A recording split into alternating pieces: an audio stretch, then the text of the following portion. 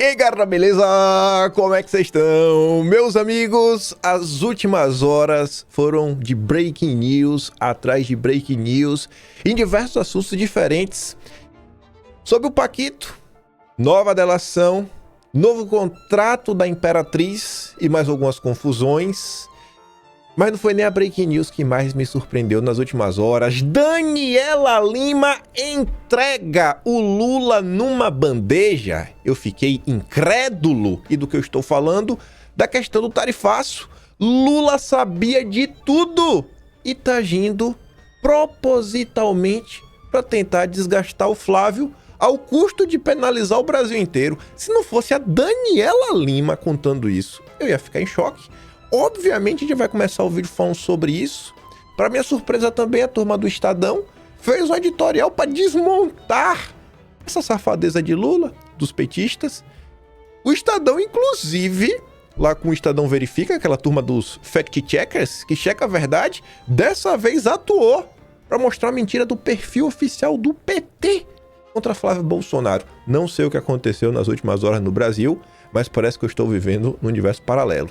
Aí depois vamos falar ainda sobre a questão do PCC e do Comando Vermelho, que também parece que eu estou num país, né, num universo paralelo, porque não só Ciro Gomes, mas Michel Temer saíram em defesa da medida.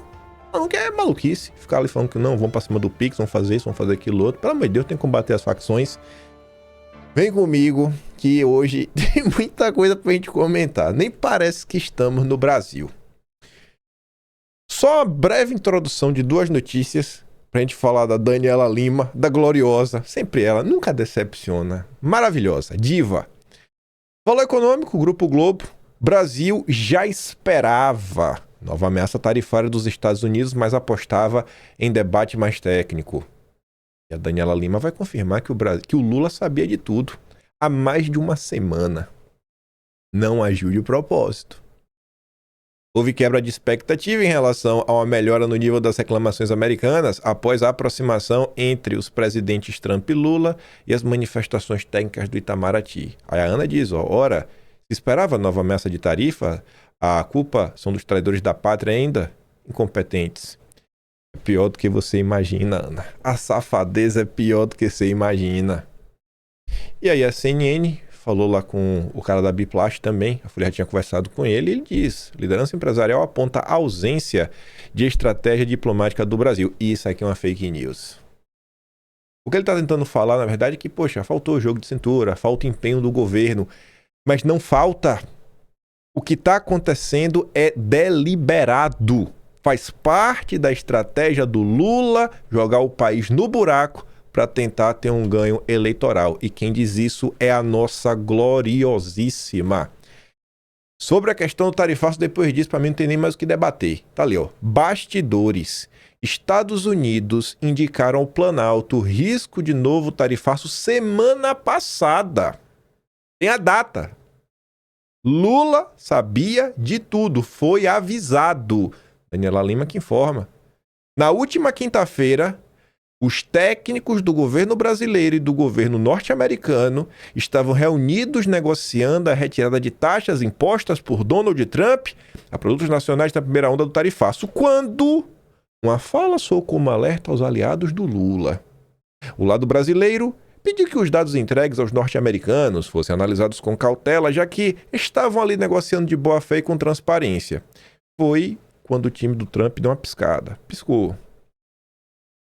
Eles disseram que tinham um prazo para dar publicidade às conclusões do estudo, que foi usado agora para justificar a nova ameaça de uma sobretaxa de 25% a produtos nacionais.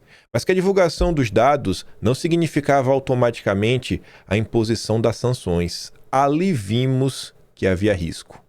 Começamos a nos preparar. Relatou a Daniela Lima, uma autoridade diplomática que estava à mesa de negociações. O relato da reunião foi imediatamente levado a Lula, que deu ordem para que a equipe se preparasse. Se preparasse como?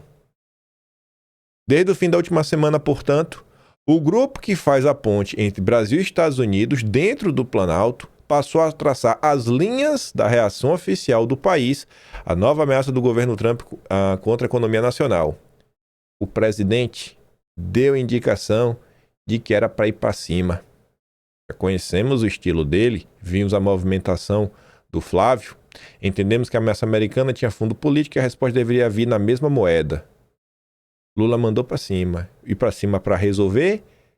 Não, na mesma moeda, politicamente. Lula mandou, vai vir a questão do tarifaço, vamos usar isso politicamente para ter ganhos eleitorais. Aqui vem agora a cereja do bolo. A avaliação do grupo de Lula é de que, por mais que a oposição se esforce para tirar de colo de Flávio a semente da nova intimidação do governo Trump, há um pecado original que torna a missão quase impossível.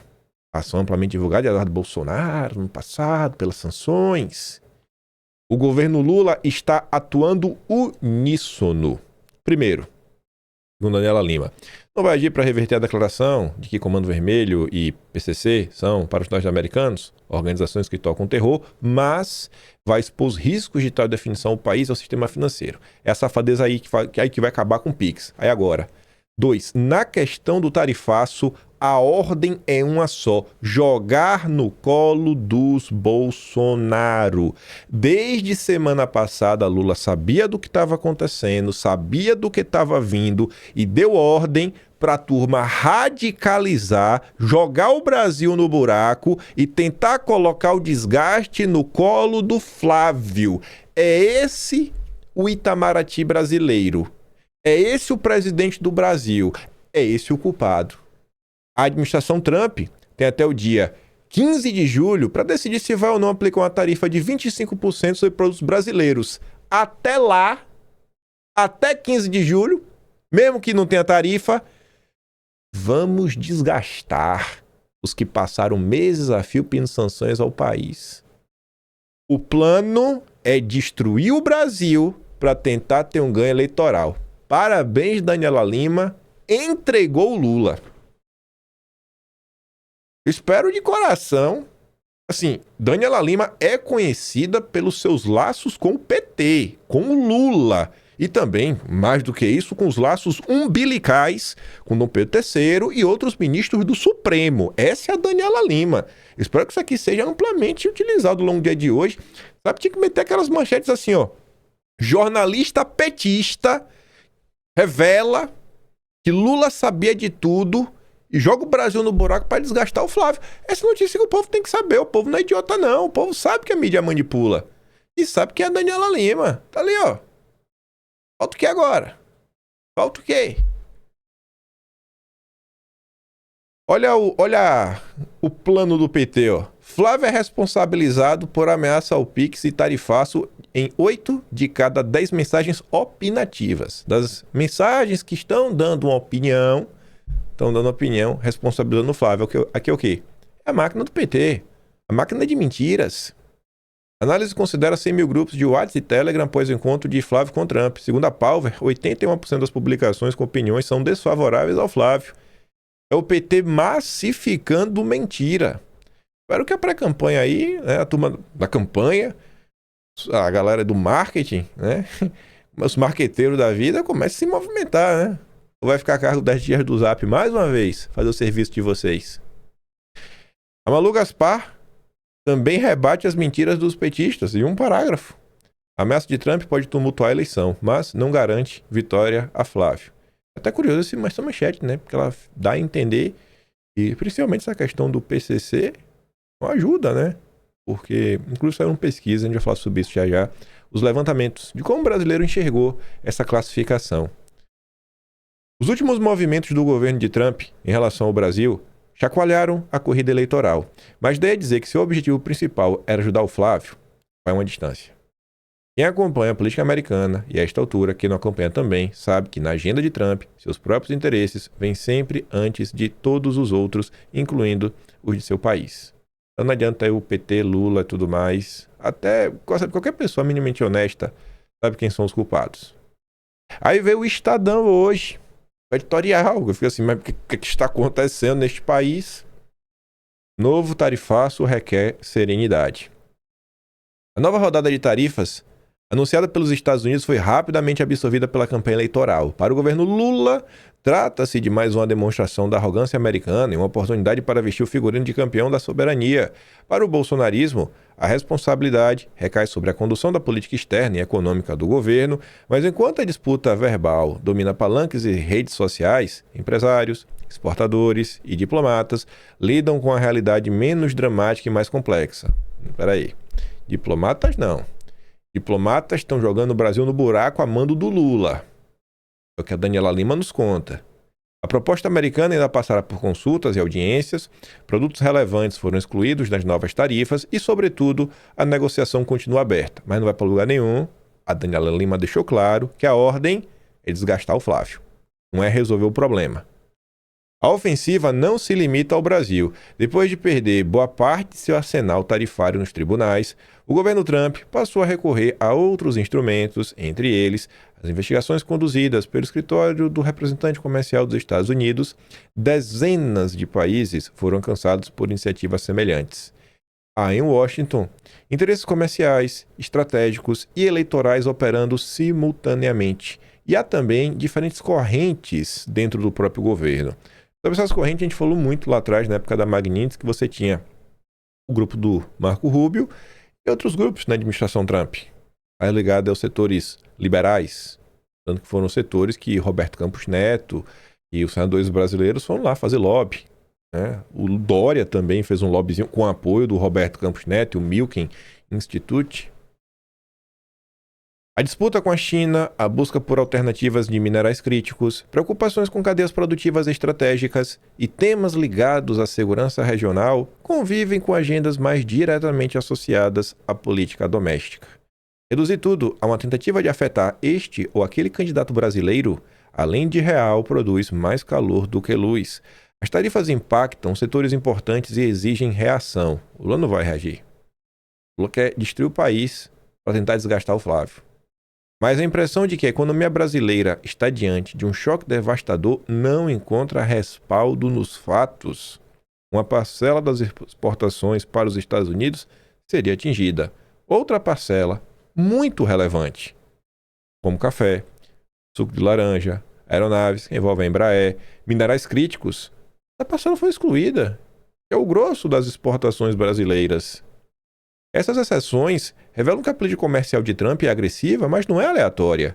Os Estados Unidos procuram ampliar sua capacidade de pressão sem prejudicar excessivamente empresas, consumidores e cadeias produtivas relevantes para os seus interesses. Em negociações comerciais, os anexos costumam dizer mais do que as manchetes. É nesse espaço que o Brasil precisa atuar.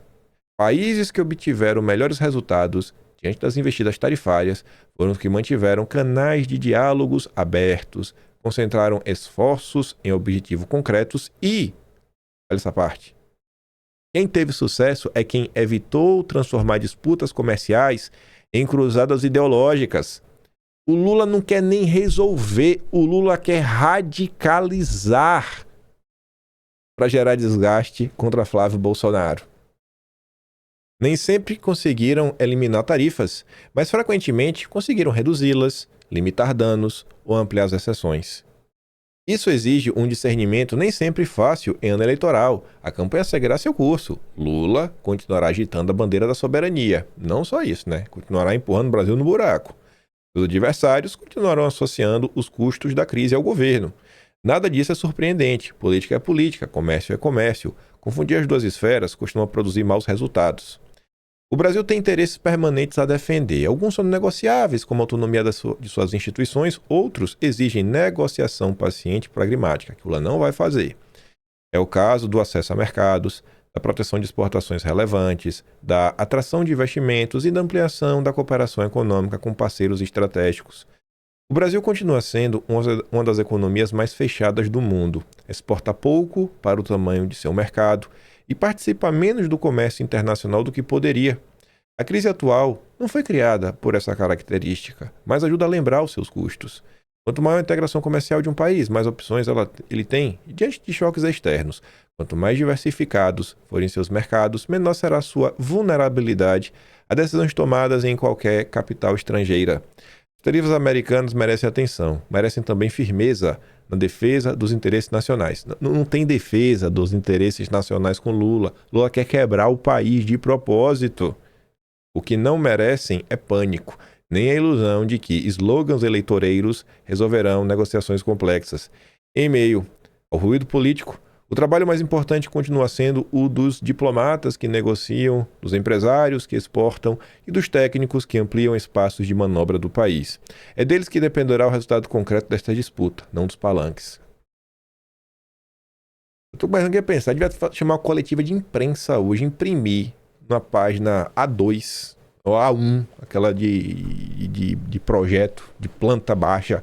Imprime no A1, a manchete da Daniela Lima, assim, aí começa a analisar aquela matéria. Pega aquele final, assim, a ordem até lá, ela ficar com o Flávio.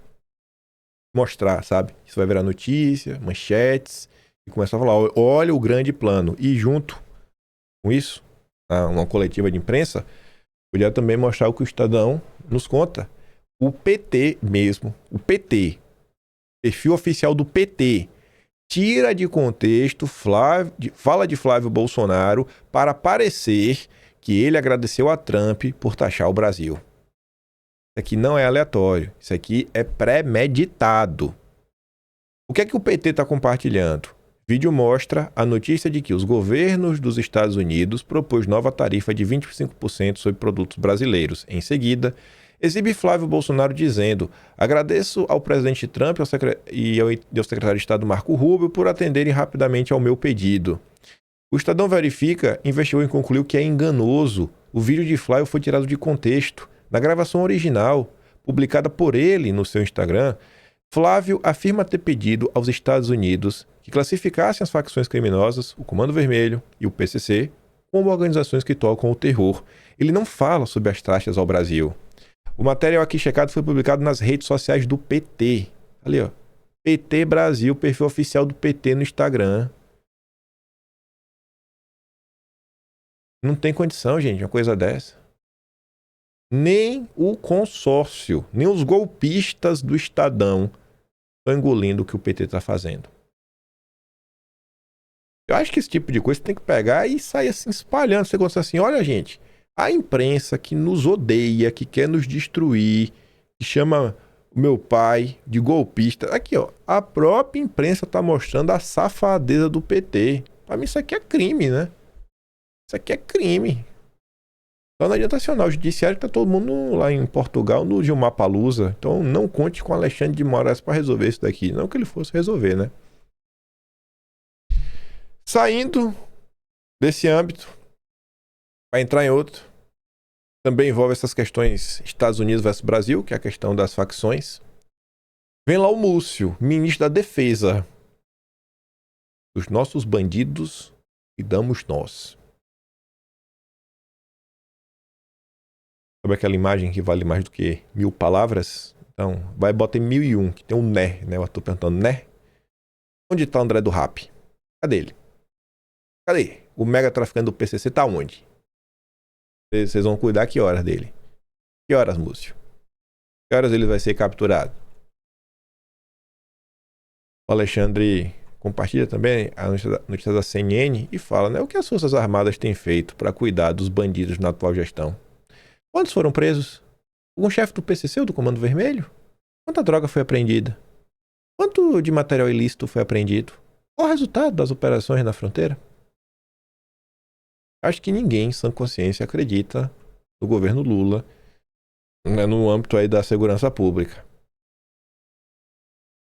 Lula quer conversar com Trump para insistir em comparação em vez de retaliação contra o sistema financeiro. Conversa mole aí do Pix. Aí o Pix vai ser atacado, aí os bancos. O Renato fala, né? Curioso. PCC e Comando Vermelho viram organizações que tocam terror e, de repente, o Planalto e a Faria Lima aparecem defendendo que isso não afete o sistema financeiro. Se banco não tem nada a ver com facção, por que essa preocupação virou prioridade? Se o sistema financeiro brasileiro não tem relação com tráfico, crime organizado, assassinatos, né, crimes hediondos, se não tem nenhuma relação, por que estão preocupados? Em 2 linhas, a Veja falou que qualquer bolsonarista ou, sei lá, pessoa minimamente politizada já percebeu. Trump constrange Lula e o PT ao expor o mundo à leniência brasileira com trabalho forçado. E era para estar na questão anterior, né? Que aqui envolve a questão do tarifaço. Mas, enfim, também pode ampliar esse ponto para a questão das facções, né? Trump constrange Lula e o PT para mostrar para o mundo qual é o posicionamento de Lula na hora que vai para cima dos, aspas, né? Nossos bandidos.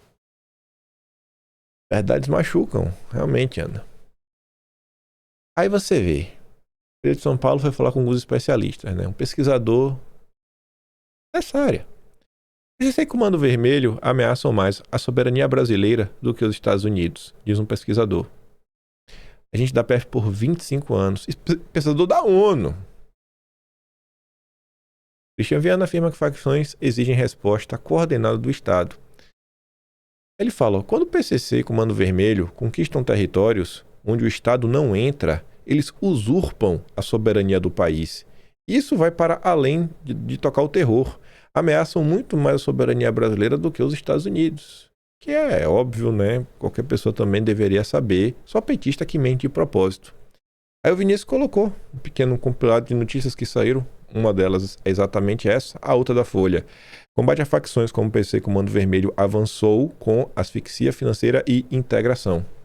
Que é exatamente o que essa medida busca. Principalmente a asfixia financeira. Fazendo a pressão para que o sistema financeiro olhe muito bem, né, o que é que eles estão movimentando, a origem desse dinheiro, se é uma origem realmente lícita. Crime custa ao menos 107 bilhões de reais à indústria brasileira, mostra a CNI. Parece que a Folha de São Paulo já entendeu a importância do combate às facções e o impacto negativo ao custo Brasil. O pesquisador da ONU afirma que facções ameaçam mais a soberania que os Estados Unidos, a importância de asfixia financeira e o prejuízo causado à indústria. Aí quem apareceu para defender a decisão também? O vampirão. Até Michel Temer está mostrando o engodo do PT. Quando o Temer está expondo, porque a situação realmente, olha, passou de tudo. Não, falar de passado dos limites do PT é chover do molhado. Nem adianta fingir que tá escandalizado, né? Mas vamos lá.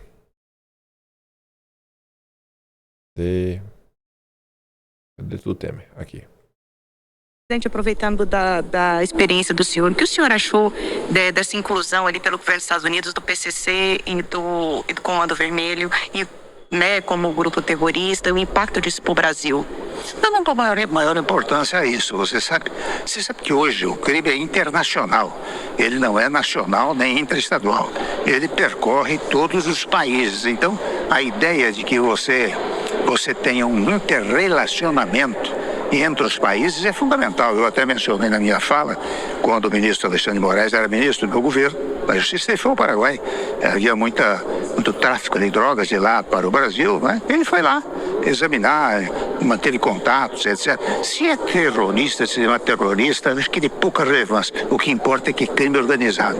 E se é crime organizado, e os países poderem dar-se as mãos e poder combatê-lo, acho que é útil para o Brasil e, naturalmente, útil para os Estados Unidos, porque você sabe que boa parte da droga vai lá para os Estados Unidos, via Miami, etc. Então não precisa ter essa preocupação assim com soberania, o senhor acha que não faz? Não vamos deixar isso de lado. A soberania que interessa é a tranquilidade do povo brasileiro. Então, se isto importar na eliminação desses grupos, né? Eu sei como é que é, nós estamos num período eleitoreiro. Então, durante as eleições, tudo é aproveitável, de um lado e de outro, né? Argumentos para os dois lados. Para o meu paladar, o que vale é combater o crime organizado. Até o Temer, né, percebeu o que está rolando. Estados Unidos indicam que Pix não é alvo de sanções contra o PCC e Comando Vermelho. Precisava indicar? Precisava que a porta-voz do Departamento de Estado falasse isso?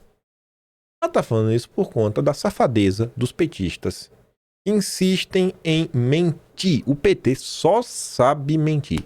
É absurdo. Aí, para minha surpresa, quem também apareceu para desmentir Não foi Malu Gaspar, não. É o marceneiro do Metrópolis. Sabe, é o marceneiro, né? O marceneiro adora criminalizar a turma da direita. Toda oportunidade ele tenta aprontar. Ele tá ali, ó. Informação sem especulação. Já dou play nas falas da Malu Gaspar. E depois o marceneiro vem, ó. E não dá pra minimizar. É muito, muito grave que alguns veículos de imprensa embarcaram em uma tentativa de impor pânico na população, propagandeando a narrativa governista sobre fim do Pix, sem fazer a mínima pesquisa sobre o assunto. Aí você vê, é o governo tentando colocar pânico na questão do Pix, é o governo tentando destruir o país, né? O Lula tá torcendo para ter tarifas, para tentar desgastar o Flávio. Quem revelou foi a Daniela Lima. Daniela Lima, nossa queridíssima, maravilhosa. Mas escuta aqui a Malu Gaspar explicando também a né, do Lula sobre o Pix, né? Ele tava lá com cartaz. O Pix é dos brasileiros. Estados Unidos vão chegar no Brasil, vão fechar bancos.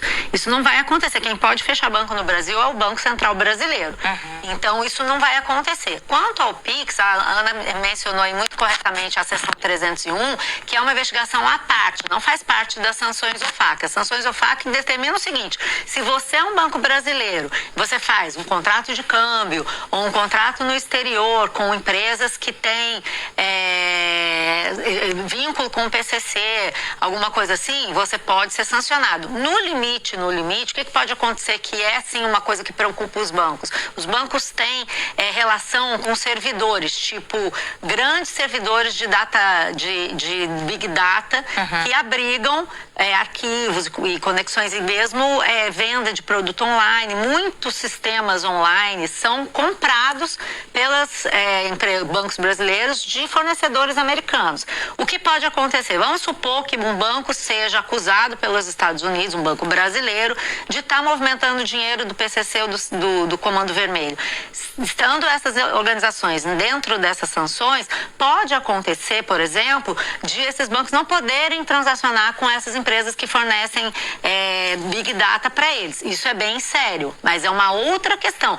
O Pix em si não tem um efeito concreto e direto, porque o Pix se dá dentro do Brasil. Tudo que acontece dentro do Brasil não vai ser afetado. Lembra quando a gente discutiu as sanções Magnitsky sobre o ministro Alexandre de Moraes? Ele trocou, inclusive, a conta dele para o Banco do Brasil e o cartão de crédito dele para o Banco do Brasil, porque era um jeito dele não ser afetado por essas sanções. Porque os bancos que têm cartão internacional não poderiam operar com ele porque ele era sancionado. Vale o mesmo exemplo nesse caso. Então, o Pix em si, ele não é afetado. Acho que essa conversa do governo de dizer que é uma ameaça ao Pix tem muito, sim, de componente ideológico. Quer dizer que não tem efeito essas sanções sobre o Brasil? Não, elas têm. Nisso que eu estou falando, negócios de bancos... Compliance também, né? O histórico mostra, por exemplo, estava pesquisando aqui, falando com gente, inclusive, do Banco Central, me falando que, por exemplo, houve no passado um banco francês que fez um negócio de trading com uma sementeira árabe por onde passava o dinheiro dos terroristas do Irã. Esse banco teve que fechar as suas subsidiárias, ele teve que pagar multa. Da mesma forma, o Deutsche Bank chegou a abrigar contas de gente que tinha conexão com o terrorismo. Vítimas do terrorismo nos Estados Unidos processaram o Deutsche Bank e o Deutsche Bank teve que pagar uma multa milionária por isso. Mas não é uma coisa tão automática que imediatamente está todo mundo sancionado e não é assim. A coisa é um pouco mais delicada, até porque mesmo sendo os Estados Unidos o país intervencionista que ele tem coisas que você não consegue fazer. Agora, isso quer dizer que o Pix está livre de sanções? Não, porque tem essa outra investigação da seção 301 que diz respeito à concorrência desleal, em que os cartões de crédito dizem que o Pix é uma concorrência desleal. Mas é outro negócio, não tem nada a ver com isso que a gente está falando. Aí, né?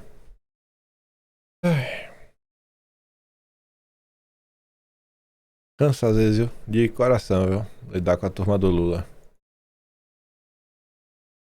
Nem lembrava que ainda tinha o Ciro Gomes. Esse aqui é mais rápido. Aqui dá um minutinho só. O PT, além disso, tá falando, vão invadir o Brasil. Vão invadir o Brasil. Não, meu Deus, o que é essa decisão aí agora? Rapaz, essa decisão aí, vixi, perigosa, viu? Amanhã aí os marines vão atracar um porta-aviões na Baía de Guanabara, vão invadir o Rio de Janeiro, vão subir o morro. Perigoso, né? E Ciro Gomes vai falar sobre isso. Invadir o Brasil? Não, não vão. Eles vão bloquear as contas, porque ninguém carrega bilhões de reais, de dólares. Com 20 anos de omissão no Brasil, acabaram vulnerando o nosso país a uma potência estrangeira. Declarar isso que transforma no interesse deles a mudança institucional de enfrentamento desse problema. Sai de DEA, que é o Departamento Antidroga, e FBI, que é o Departamento de Polícia Federal dos Estados Unidos, para a CIA, para a CIA e para o Exército, para as Forças Armadas. Que eles vão invadir o Brasil? Não, não vão. Eles vão bloquear as contas, porque ninguém carrega bilhões de reais, de dólares, como as facções criminosas do Brasil estão movimentando, em caixote, em surrão ou em mala. É pelo sistema financeiro. E eles estão apavorados com isso. Pois é, né, Ciro Gomes? Até o Ciro Gomes já tá ligado aí no óbvio. Aí saíram pesquisas sobre isso. Não comentando no Quinto Elemento, mas eu falei sobre isso também no vídeo no início da semana. Logo acho que essa notícia apareceu. Eduardo Bolsonaro fez uma postagem. Deixa eu pegar aqui para mostrar para vocês. Quando foi que surgiu essa confusão? Aqui, deixa eu ver. Lula. Talvez seja esse vídeo aqui. Deixa eu dar uma olhada aqui. Aí colocava uma pista da Quest. Quest diz 70 e poucos % dos brasileiros classificam a medida como boa. Não foi nesse. Foi esse aqui. Deixa eu ver. Esse com vermelho. Tá. Era notícia da CNN. Aqui. Pronto. Já achei. O Rafael Globos que postou. Se liga nisso daqui, ó. Comentei sobre isso ontem no Quinto Elemento. Essa notícia não é de agora. Esse levantamento da Quest não é de agora. Esse levantamento foi feito quando se discutia o PL das facções, que no Brasil a turma já queria, na hora que estava discutindo o PL das facções, que o Derrite ia ser o delator, tentar enquadrar essa turma como organizações que tocam o terror. Quando esse assunto estava acontecendo no Brasil, a Quest fez um levantamento e, na época, 73% das pessoas eram favoráveis a essa decisão. Tem que enquadrar como grupo que toca o terror. 73%. Pois bem, ontem saíram 2 levantamentos. Poder Data e Atlas Intel. Começando pelo Poder Data.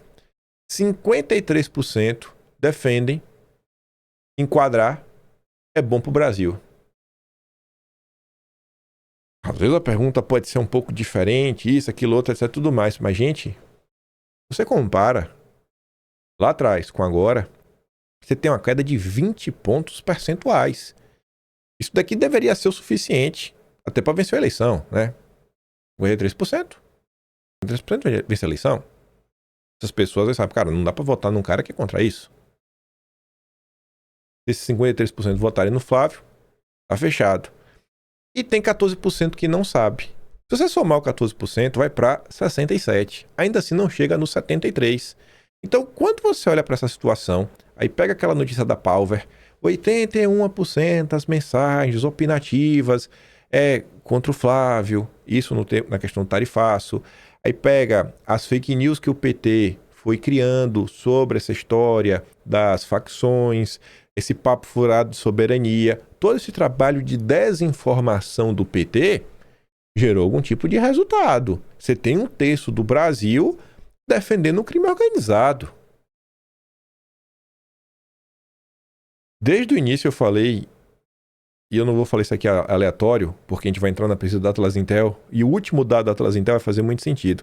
Eu falei algumas vezes, eu falei em vídeo mais de uma vez. Eu acho que eu falei no vídeo ontem, até no final. Eu achava que o feito é melhor do que o perfeito, eu usei essa expressão.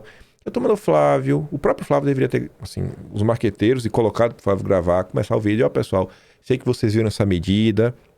E aí olha só, tempos atrás, já no governo Lula, a própria polícia do Lula desbaratou aí, né, um esquema, através de uma operação mostrando que o Comando Vermelho, o PCC está dentro da Faria Lima.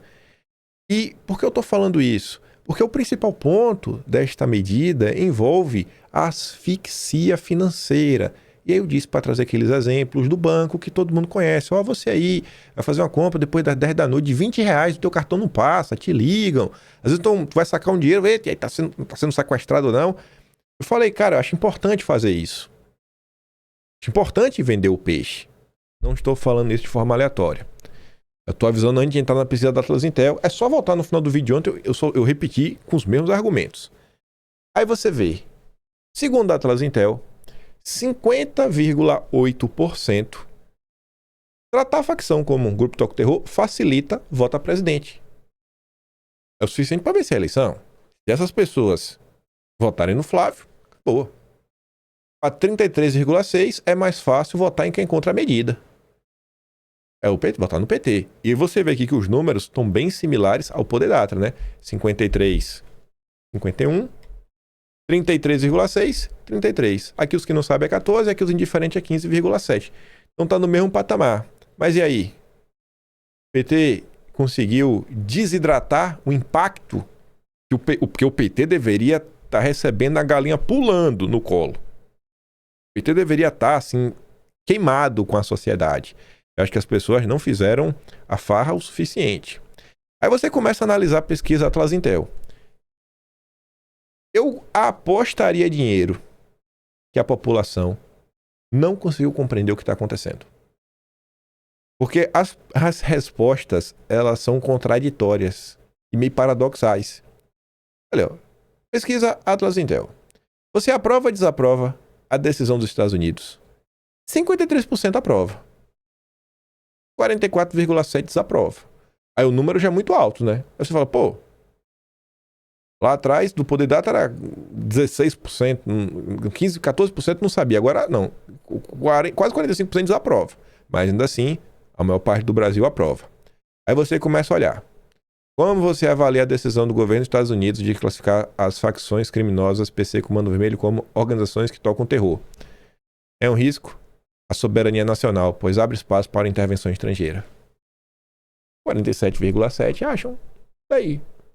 A maioria. Aí eu pergunto para vocês. Beleza, é minoria. Porque quando você pega os outros dois, você vê que esse número tá um pouco maior do que a desaprovação. Tá um pouco maior que a desaprovação. Então já fica assim, né? Então, peraí.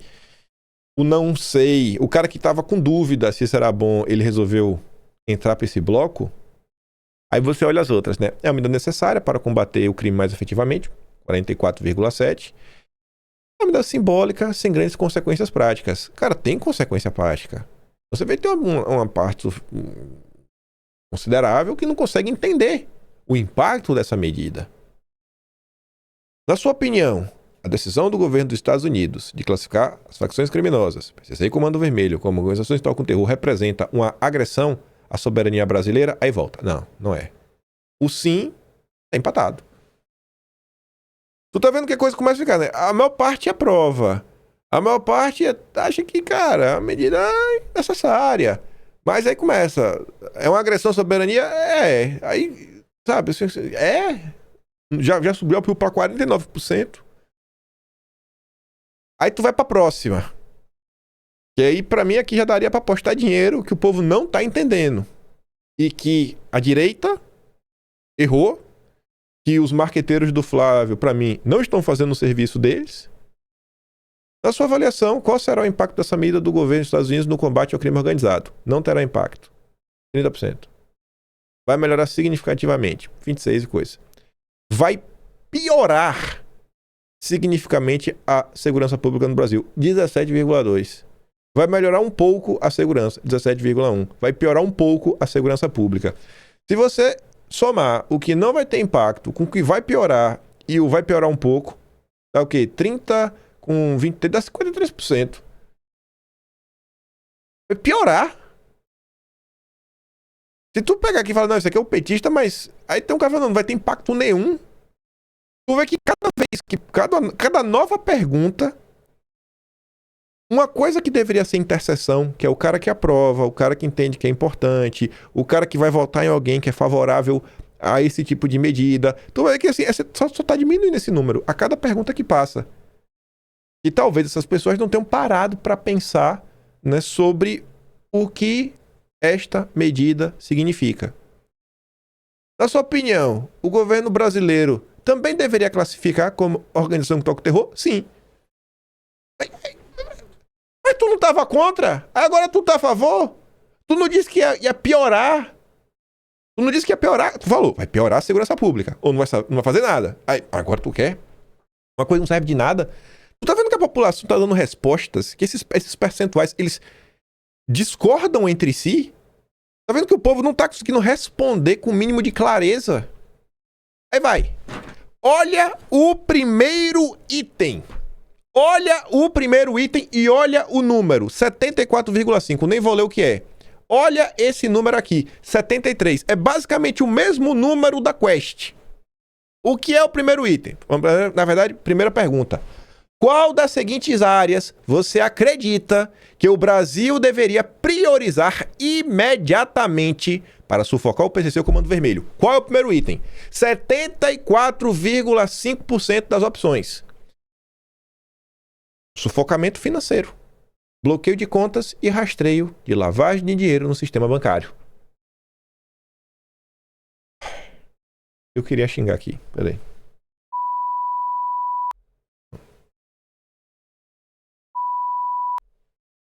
A porcaria da medida tem como objetivo crucial o sufocamento financeiro. Tu entende por que eu fico às vezes revoltado? Tu entende por que eu falei ali atrás, falei, o que eu achava que a turma do Flávio deveria ter dito? Sabe, qual a dificuldade, cara, de gravar um vídeo falando...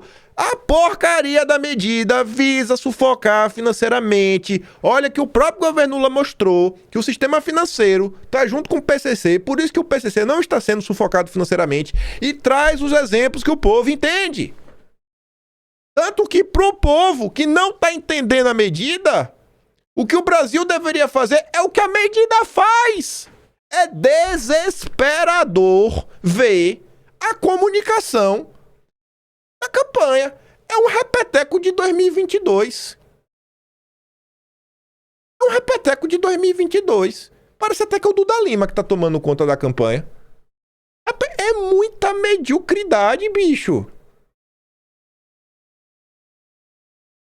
Aí tá ali o resto, né? Controle rígido das fronteiras para impedir a entrada de armas de grosso calibre e drogas, investimento massivo em educação, emprego, aquelas coisas... O povo brasileiro também, viu? Aquelas frases de efeito, não vai pra lugar nenhum. Aumento de operações policiais ostensivas e o policiamento em comunidades e periferias. É a galera que quer o largo dedo. Isolamento total e permanente das lideranças criminosas dentro do sistema prisional. Você vê que essas duas últimas opções a galera tá cansada de crime, de criminosos. Mas tu entende?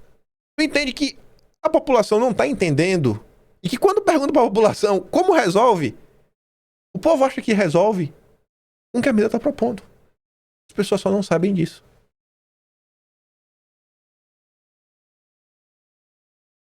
É desesperador. Mas vamos lá. Vamos falar do meu querido Paquito. Ah, Paquito. Antes de falar das confusões de ontem, acho que vale a pena... Desde a última vez que a gente falou do Paquito, aconteceram vários assuntos, né? A gente tava naquela parte que o Paquito, como tem que ser igual a novelinha, né? Capítulos. A gente tava no pedaço que Paquito tinha trocado de advogado, mandou o Juca embora. O Juca brigou com o Mendonça. O Mendonça foi vendido como o grande vencedor da rodada. E tava naquele clima pesado na família, onde os familiares falam, Paquito, pai tá preso, pai surtou, Paquito, meu marido, né? A irmã do Paquito falando pra ele, meu marido, Paquito, faça alguma coisa, conte tudo.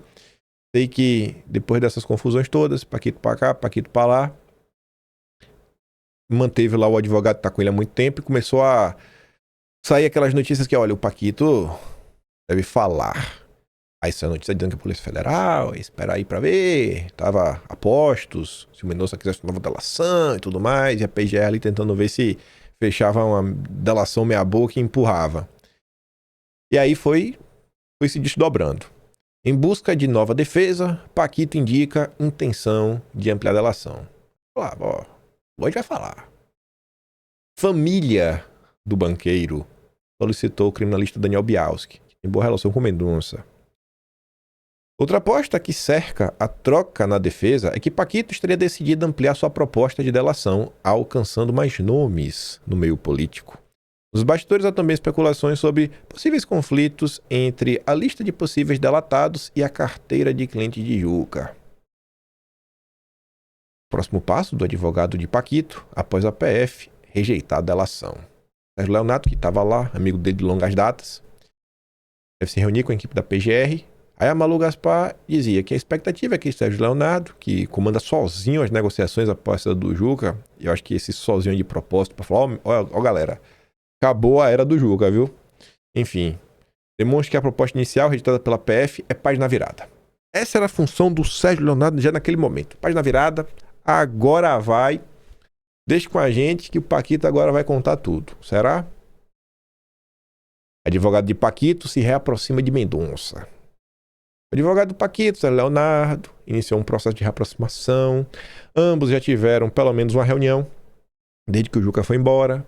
Assim apurou que foi justamente o desgaste da relação do Juca com o Mendonça que levou à saída dele do caso. Segundo fontes, Sérgio Leonardo causou boa impressão no ministro, lhe pareceu ser alguém sério. Lembrando que o que a gente falava desde o início, o Caio Junqueira hoje está bem próximo dessa ala aí, Fachin, Mendonça e tudo mais. Então, quando coloca, acho que assim, alguém sério, é tipo um indicativo que é dito para o Mendonça que o Paquito vai falar. Mendonça teria dito a ele entender o papel do advogado na defesa de seu cliente, mas que ainda assim havia uma ética profissional a ser seguida. O advogado teria respondido que pretende conduzir as tratativas com todo respeito ao ministro, ao país e ao seu cliente. A reconstrução da relação com o Paquito foi o principal pedido dele, né? Desculpa, a reconstrução da relação com Mendonça foi o principal pedido do Paquito. A equipe que permaneceu com ele nesta nova fase das negociações, né? Como a CNN mostrou, são 5 os advogados que terão acesso ao banqueiro nesta etapa. O banqueiro relatou à sua equipe interesse em ampliar o escopo do primeiro rascunho da colaboração premiada. A avaliação dos investigadores é que o conteúdo ficou aquém do que a PF já havia encontrado, por exemplo, nos celulares dele. Aliados de Paquito relataram à CNN que a primeira delação refletia uma estratégia do advogado anterior. Eu falei pouco por causa do Juca, né? Só entregam uma parte, poupando, por exemplo, ministro do Supremo.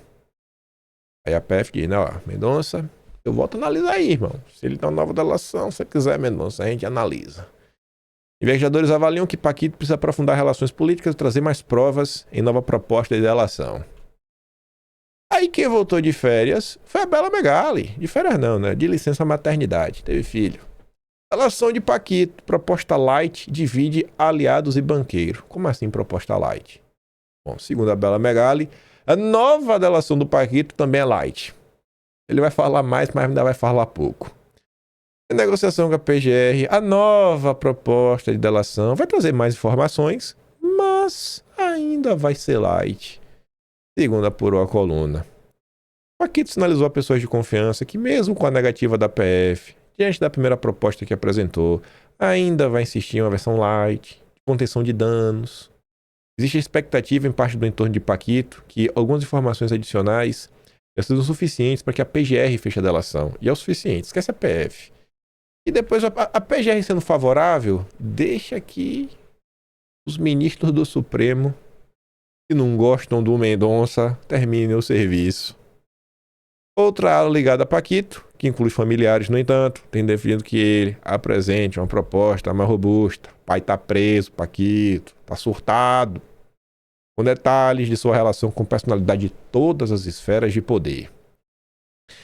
Paquito trabalha para apresentar nova delação em 2 semanas. Foi até mais rápido, viu? Não deu 5 dias e já tava contando tudo. A defesa pediu para ter acesso por mais horas diárias ao seu cliente na prisão. Teve aval do Mendonça, com concordância da PF-PGR. Os advogados solicitaram um regime especial de visitas até a primeira quinzena de junho. A ideia é usar esse tempo para trabalhar nos novos anexos e apresentar uma proposta mais robusta. E aí a Bela Megali publicou uma nota, que eu acho que já é mais uma tentativa, junto às movimentações do Supremo, de tentar queimar a imagem do Mendonça e, quem sabe, construir um caminho para nulidades. Em conversas recentes, Mendonça tem destacado, a missão de Mendonça no caso Master. Com essas recentes, Mendonça tem destacado o papel que as investigações do Master e do INSS vão ter na sua gestão no Supremo. Os interlocutores do mundo político, o magistrado sinaliza que as ações serão uma espécie de símbolo de sua atuação na corte. Gente, Mendonça ainda vai ficar mais 25 anos. Isso aqui é descaração. Mendonça ainda vai ficar mais 25 anos. Isso aqui é descaração. Isso aqui ainda tinha falado, olha lá, é o justiceiro. Tá usando o caso para se promover. Isso aqui é uma biografia. Tentando transformar o Mendonça no novo Moro. Quem fala com o ministro sobre o tema avalia que ele trata esses processos como missão em sua vida. Olha, o ministro tem repetido que não pode parar ninguém e que sabe que vai ferir vários interesses, inclusive envolvendo membros do judiciário. Mendonça chegou a se emocionar ao falar para as pessoas mais próximas sobre a responsabilidade que tem como relator desses casos. Tá vendo? Tá emocionado, biografia. Ele não tá agindo de forma técnica, né? Tá agindo com uma paixão. Interesses pessoais. Isso aqui é descaração, essa matéria. O clima do magistrado com outros membros do Supremo que aparecem entre os contatos do Paquito está protocolar. O ambiente descrito é descrito como uma espécie de guerra fria. A leitura entre Mendonça e sua equipe é que ainda existem muitas explicações em aberto sobre a relação de alguns magistrados com o Paquito. No entorno do banqueiro, a avaliação é que Mendonça vai jogar o mais duro possível e que a homologação de um acordo de delação será tarefa árdua. A chance da tratativa não prosperar, portanto, é considerada grande. Aí, chegando no ponto-chave de entregar a delação, né? Advogado de Paquito cancelou o Gilmar Palusa para negociar a delação. Advogado novo aí. Não, o Sérgio Leonardo. No lugar do Juca. Ele ia palestrar no Gilmar Palusa. Ele não é lá de visita, não. Ia para palestrar. Chegou a ter seu nome confirmado entre os palestrantes, mas depois saiu da programação. Você vê que é um baita advogado, né? Esse é dos bons. E aí, de tarde ontem, falei, ó. Paquito apresenta nova proposta de delação após troca na defesa e negativa inicial da PF. Veja os próximos passos. Qual os próximos? É o mesmo de antes. Era agora a PF, a PGR, analisar, ver o que ele falou, ver se tem alguma novidade, sabe? A PF e PGR analisa a segunda versão da delação e devem dar resposta nos próximos dias. Uma semana? Talvez? Será que sai até sexta-feira? Sexta-feira nunca decepciona, né? Aí, rapaz, ontem teve um evento curioso e essa live saiu do ar, e você vai entender por quê. No meio da conversa dos jornalistas entra um áudio na CNN, só que ninguém até agora sabe de quem é, se é algum jornalista, alguém que trabalha na área técnica, algum diretor. Escute isso aqui. Atenção, breaking news agora no Bastidores CNN. O ex-banqueiro Daniel Vorcaro Aqui é jornalista, né? Começando a dar notícia. Aí a fala dela vai sumir e vai entrar um áudio. Apresentou uma nova proposta de delação premiada. A Polícia Federal e a Procuradoria-Geral da República. Poxa, tomara que ele tenha entregado todo mundo agora, cara. Se esse cara não entregar, ele tá de sacanagem. Larissa Rodrigues traz pra gente detalhes dessa... Poxa, esse cara tem que entregar todo mundo agora. Se não entregar, está de sacanagem. De quem é essa voz? A live foi removida do ar. Não está mais disponível. Aproveitando. Deve ter sido demitida, viu? Quem falou isso daí. A voz feminina, deu ruim. Mas enfim. Como a Bela Megali tinha cantado a bola ainda no mês de maio, o Paquito viria com uma delação mais ampla, mas ainda assim light. Paquito insiste em brindar aliados em nova proposta de delação. Segue light. Vão-se anéis, ficam os dedos. Até o momento, Paquito não mudou o disco. A nova rodada de negociação de sua delação. Pelo menos quando o assunto é Ciro Nogueira, o dono do Banco Master segue defendendo a tese de que não houve corrupção em relação de causa e efeito nos pagamentos que ele fez para o senador. Como informou a coluna, Paquito já havia sinalizado que pretendia trazer mais informações do que na tratativa inicial, mas ainda apostaria na versão light. Estadão tem a mesma informação.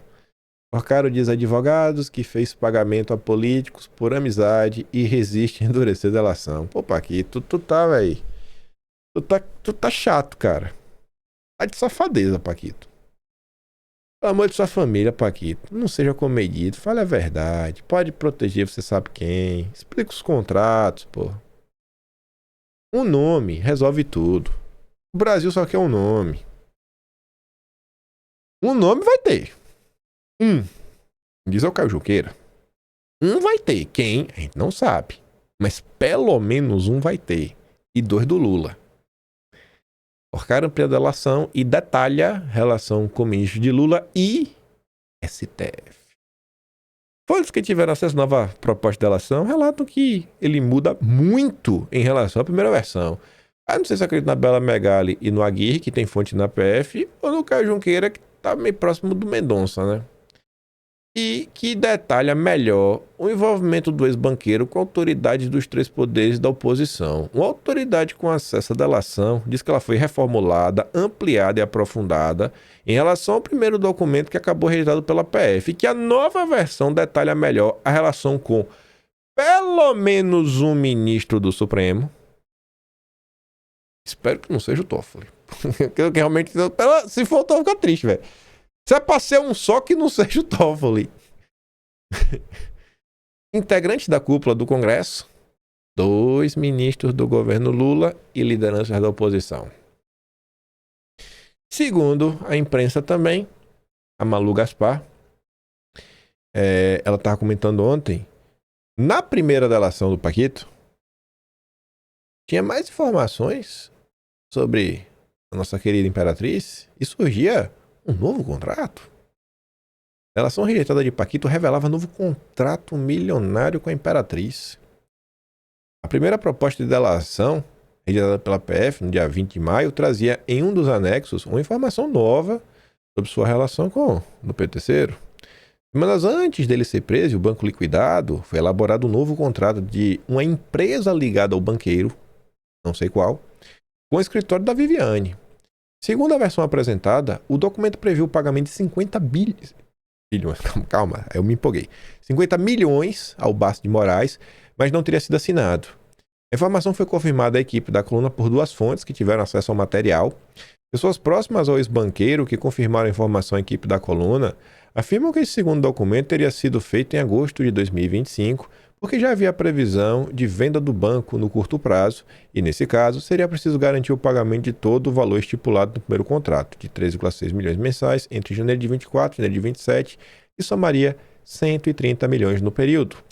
Mesmo que o escritório já não estivesse mais vinculado ao Master, que era o cliente inicial. Aí vem as lacunas. De acordo com o G1, Paquito apresentou nesta semana uma nova versão de sua delação, que ainda está sendo analisada pelos investigadores. No primeiro relato, porém, não diz qual era a empresa com a qual Viviane fecharia o novo contrato.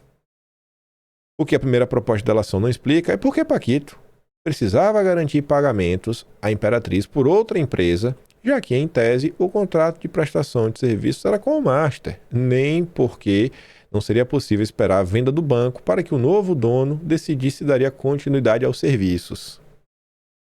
Pontas soltas.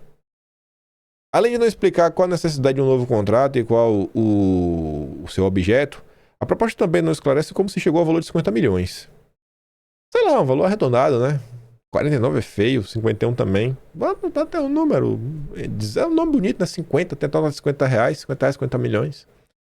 A inconsistência na história não foi a única razão pela qual a primeira proposta de Paquito foi rejeitada, mas segundo fontes ligadas ao caso disseram a equipe da coluna, a versão sobre o contrato não persuadiu os integrantes da investigação.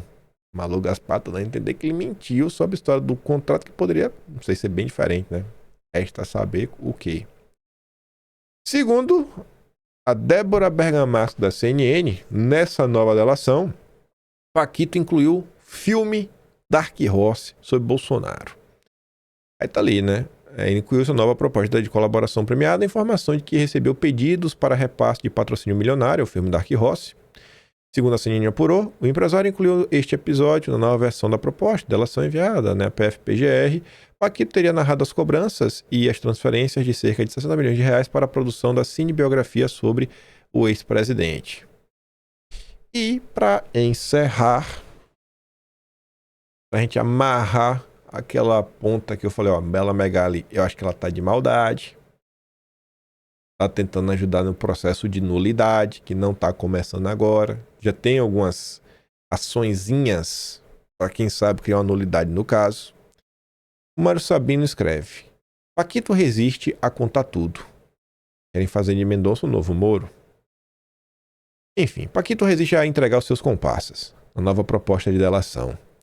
O suposto banqueiro comprou meio mundo em Brasília e adjacências para surrupiar bilhões de reais das mais variadas fontes de otários, mas insiste em dizer que as propinas não eram propinas, e sim presentes, amigos ou incríveis oportunidades de negócios. Quando ao senador Ciro Nogueira, por exemplo, a quem lhe entregou a cópia do texto de uma emenda que lhe permitiria continuar aplicando o golpe da pirâmide, a Bela Megali apurou que sob a emenda apresentada do FGC, passei 250 mil para 1 milhão, o dono do Master defende que o senador fez por amizade e que não houve favor em troca.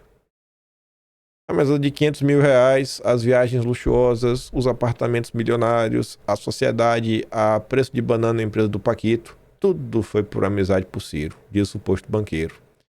Nem paixão seria tão cega. É de se supor, portanto, que Paquito também continuará a justificar como pagamento compatível, uma advogada brilhante, por 129 milhões. Assim como permanecerá firme no propósito de neutralizar os dinheiros dados ao Toffoli. O leitor é de se perguntar como é que ele não arreda pé das mentiras que beiram a patologia, depois de ter a sua primeira proposta de delação rejeitada pela PF e de ter experimentado outra vez o conforto e a sofisticação de uma cela de prisão tipo brasileira. Por que o Paquito insiste em não falar tudo? A resposta é acusação pesada. Segundo Mário Sabino, Paquito teria sido avisado de que ministros do Supremo buscam uma forma de anular os processos relacionados ao caso Master. O primeiro passo nessa direção teria sido dado pelo decano. Sabe quem é o decano, né? Seguindo as suas próprias pegadas na Lava Jato, com pedido de vista no julgamento sobre as decisões de Mendonça, no âmbito da Operação Compliance Zero, da PF, que prendeu Henrique Vocaro, Felipe Cansado Vocaro, né, pai e primo do suposto banqueiro. Toda essa gente bonita, bacana e sincera poderia ser transformada em vítima de abuso de autoridade, de tortura, de coerção e demais fantasias de bondade judicial. Quem deu alerta foi o Girão.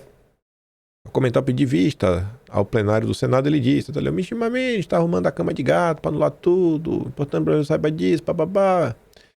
Tem gente querendo transformar Mendonça em um novo Moro. Que Deus proteja o ministro e lhe dê força para vencer os inimigos. Tá aí. Deu para comentar sobre tudo.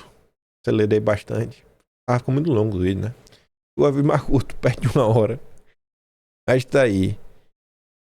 A questão do Paquito, não tem nada que a gente possa fazer. Somos telespectadores de verdade. Agora, gente, essa questão do Pix, do PCC, do Comando Vermelho, do tarifaço, pela madrugada.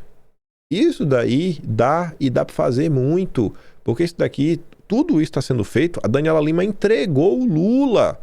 Tudo isso está sendo feito para causar desgaste contra Flávio Bolsonaro. Então, vamos se mover, né? Espera aí que a classe política, os aliados de Flávio Bolsonaro, a tropa de choque do Flávio... Eu falo, tem uma tropa de choque, né? Digital. Eu não contaria com ela, mas ele tem. Então deveria contar com essa turma aí, né? Pessoas com milhões de seguidores nas suas redes sociais. Façam alguma coisa, velho. Essa matéria da Daniela Lima é um presente que eu tô até agora sem crer. Um presente que a Daniela Lima deu entregando a trama do Lula.